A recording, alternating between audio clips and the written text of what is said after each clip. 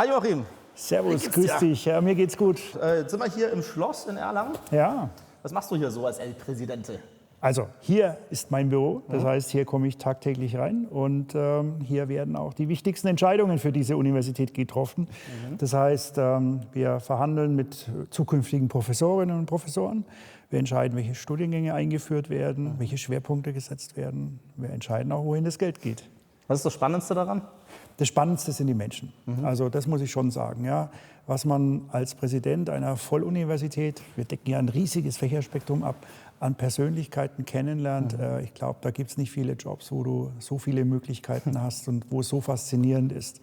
Also egal, um welches Thema es geht, du hast dann die Experten vor dir und du kannst immer deren Meinung auch anhören und mit den Menschen reden.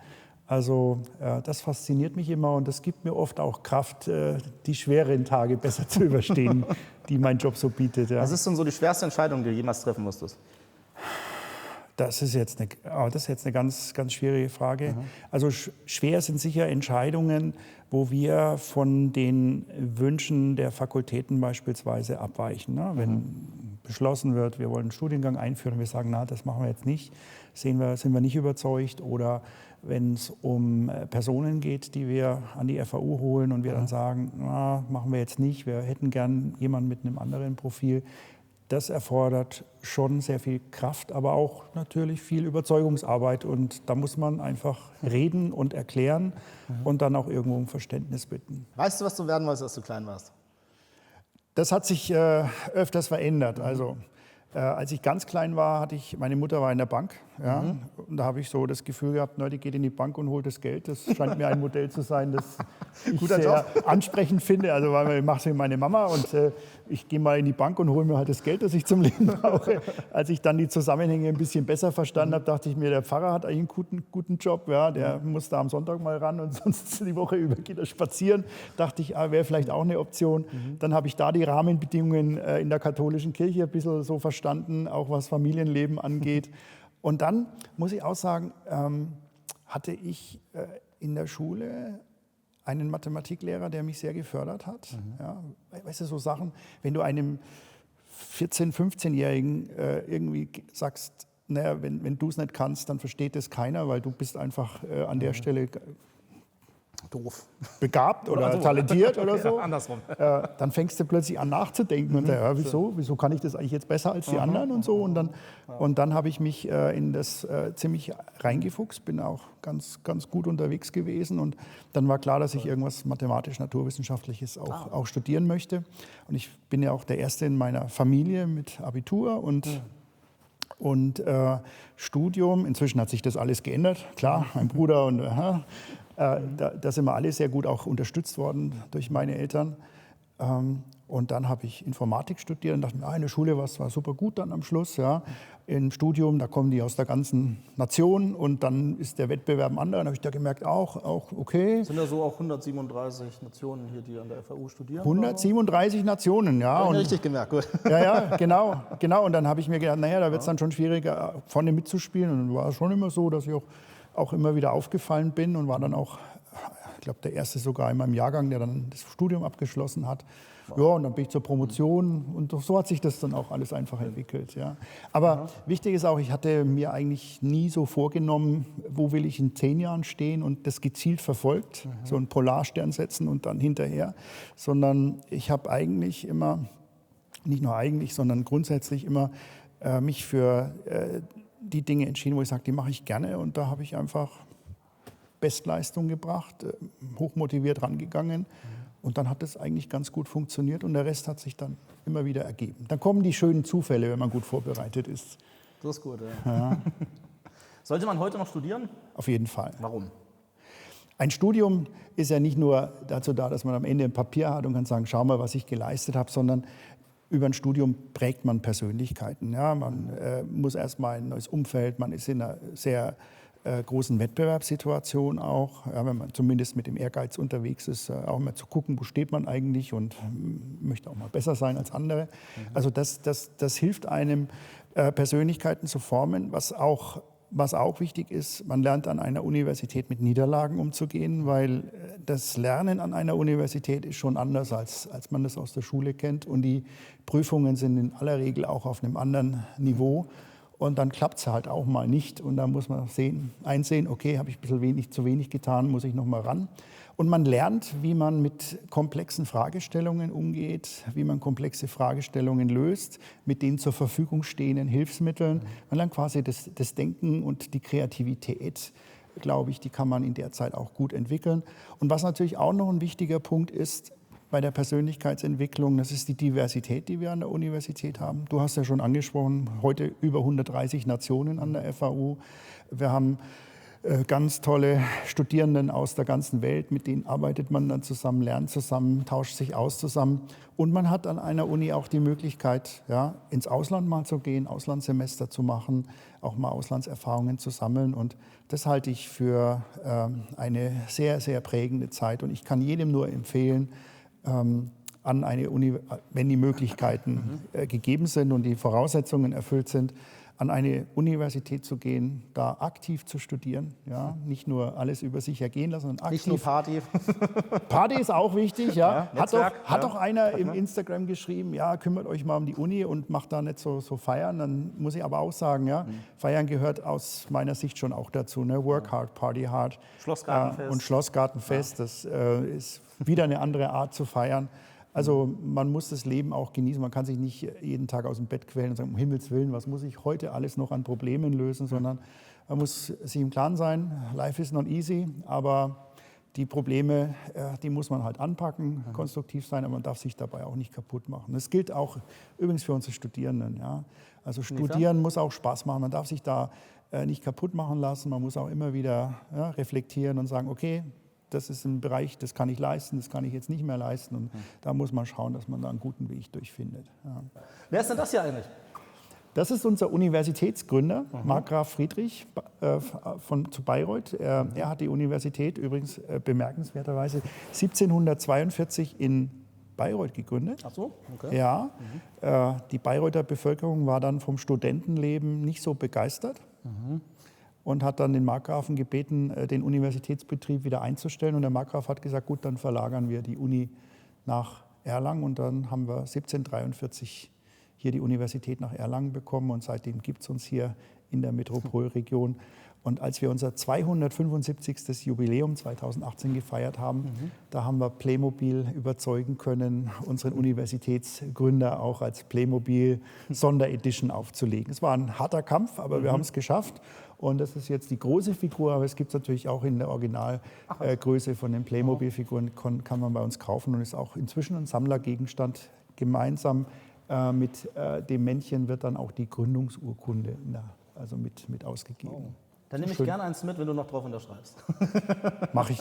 Ich hoffe, wir haben noch eins drüben bei mir im Sekretariat, dann gebe ich dir gerne ein Männchen mit. Und es kommt immer gut. Ja, es kommt immer gut. Also als Geschenk ist sehr, sehr schön. Ja. Ja. Was war denn das bei dir, womit du als Kind gespielt hast? War das auch Playmobil? Nee, ich bin am Land aufgewachsen. Für mich war das wichtigste Instrument das Fahrrad. Das war oftmals nicht schön, wenn wir in Urlaub gefahren sind, weil da hatte ich kein Fahrrad dabei. Deswegen wollte ich nie in Urlaub fahren. Also für mich war das Fahrrad das Thema und dann der Wald und meine Kumpels. Hast du denn Visionen, also so, wo du dich in 5 Jahren siehst, was du noch so erreichen oder erleben möchtest?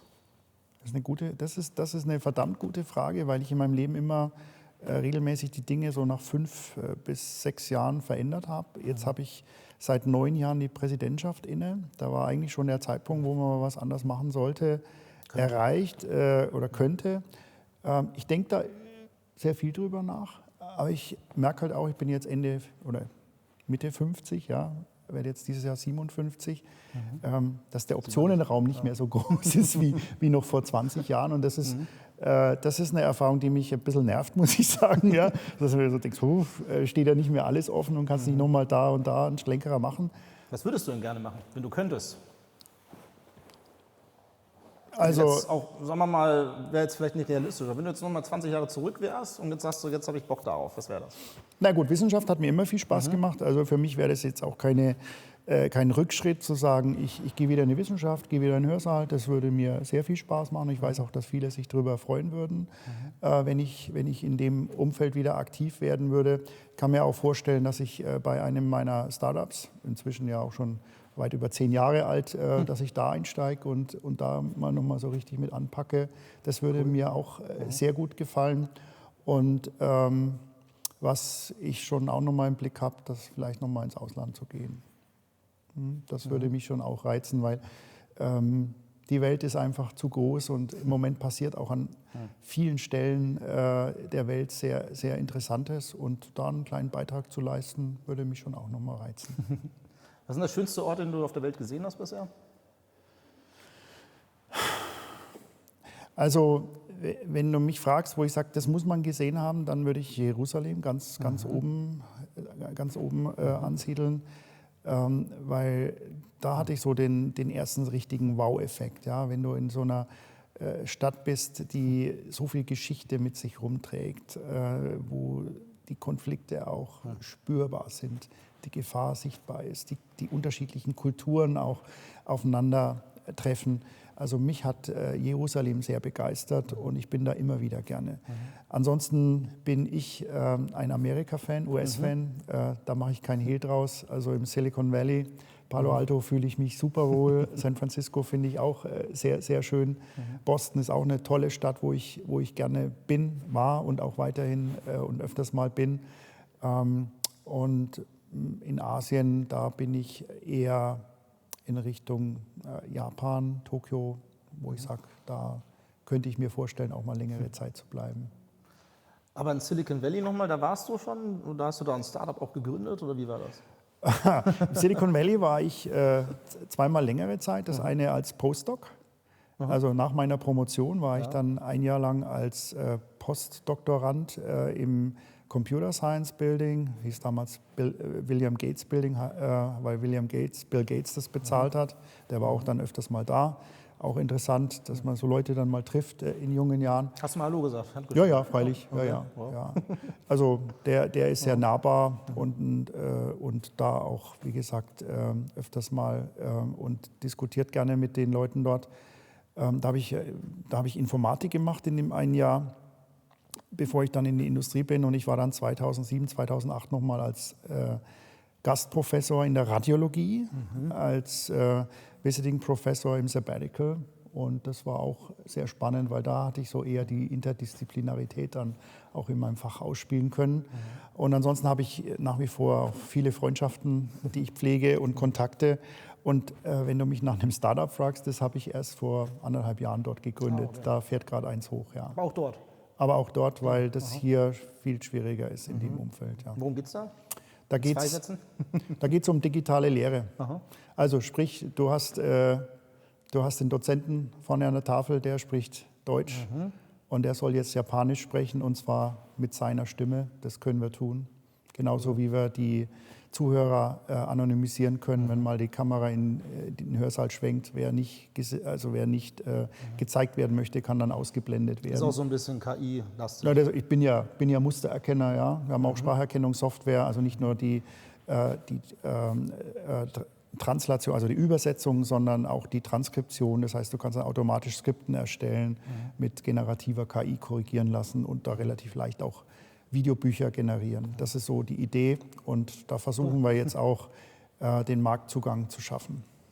Noch 2 schnelle Fragen. Das eine wäre, was denkst du, was Chancen und Risiken so der KI für uns bedeuten werden? In einem Satz. Also die Chancen sind sehr, sehr groß.